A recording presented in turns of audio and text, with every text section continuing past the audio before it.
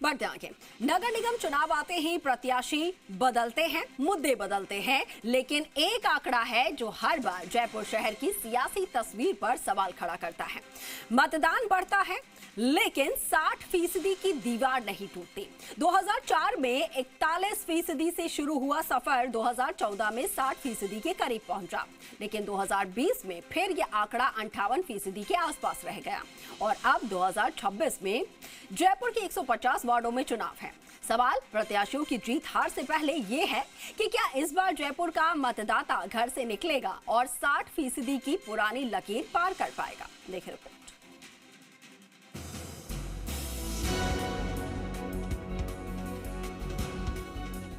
शहर की सरकार चुनने की बारी फिर आ गई है, लेकिन इस बार जिला निर्वाचन विभाग के सामने सिर्फ चुनाव करवाने की चुनौती नहीं है, बल्कि जयपुर के मतदाताओं को बूथ तक पहुंचाने की भी बड़ी परीक्षा है। पिछले चुनाव का रिकॉर्ड बताता है कि राजधानी में मतदान प्रतिशत लगातार बढ़ा जरूर, लेकिन 60% के आसपास पहुंचकर ठहर जाता है, जबकि ग्रामीण क्षेत्रों में शहरी मतदाता से ज्यादा ग्रामीण मतदाता बूथों तक पहुंचकर लोकतंत्र के उत्सव में अपनी भागीदारी निभाता है। जयपुर नगर निगम के चुनाव के फ्लैशबैक में जाते हैं तो मतदान प्रतिशत के चौंकाने वाले आंकड़े सामने नजर आते हैं। 2004 के नगर निगम चुनाव में महज 41.30% मतदान हुआ था। 2009 में ये बढ़कर 51.80% पहुंचा और 2014 में करीब 60% मतदाताओं ने वोट किया। 2020 में जयपुर 2 नगर निगमों हेरिटेज और ग्रेटर में बढ़ चुका था।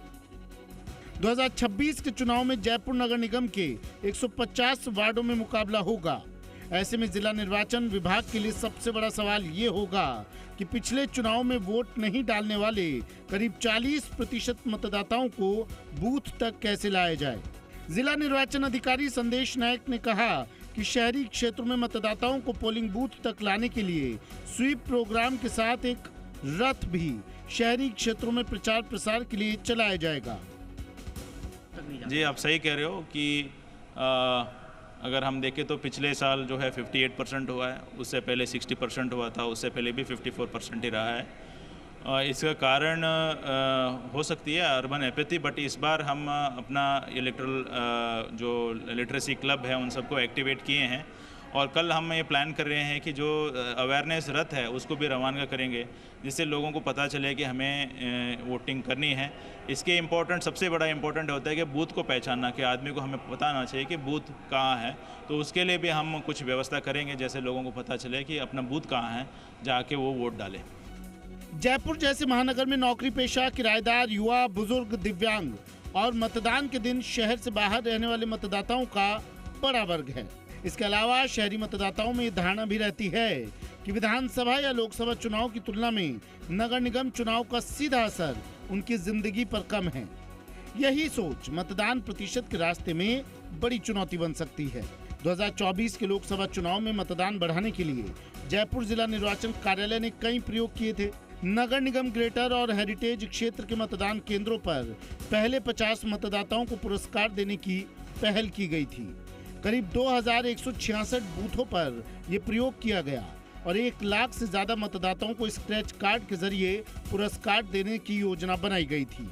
इसी तरह जागरूकता अभियान, नए मतदाताओं को प्रमाण पत्र, बूथ स्तर पर मतदाता संपर्क और अन्य नवाचार भी किए गए। इस बार जिला निर्वाचन विभाग के सामने सबसे कारगर रणनीति वार्डवार और बूथवार कम मतदान वाले इलाकों की पहचान हो सकती है। जिस बूथ पर पिछले चुनाव में मतदान कम रहा, वहां पहले से विशेष जागरूकता अभियान चलाया जाए। युवाओं और पहली बार वोट देने वालों को सोशल मीडिया के जरिए जोड़ा जाए और मतदान दिवस पर वरिष्ठ नागरिकों और दिव्यांग मतदाताओं के लिए सुविधाओं को ज्यादा प्रभावी बनाया जाए। इसके साथ ही ऐसे मतदाताओं पर फोकस जरूरी होगा जो वोटर लिस्ट में नाम होने के बावजूद पिछले चुनाव में मतदान नहीं कर पाए। बहरहाल 2004 से 2014 के बीच मतदान में लगभग 19% अंकों की बढ़ोतरी हुई, लेकिन 2020 में कोरोना के बीच ये फिर 58% के आसपास रह गया। इस बार जिला निर्वाचन विभाग यदि 60% की पुरानी सीमा तोड़कर 65% या उससे ऊपर पहुंचाना चाहता है तो केवल पोस्टर, बैनर और जागरूकता कार्यक्रम पर्याप्त नहीं होंगे। कम मतदान वाले बूथों की माइक्रो प्लानिंग, युवा मतदाताओं पर फोकस, घर घर संपर्क और मतदान दिवस के आकर्षक नवाचारों का संयोजन करना होगा। दीपक गोयल, जी मीडिया, जयपुर।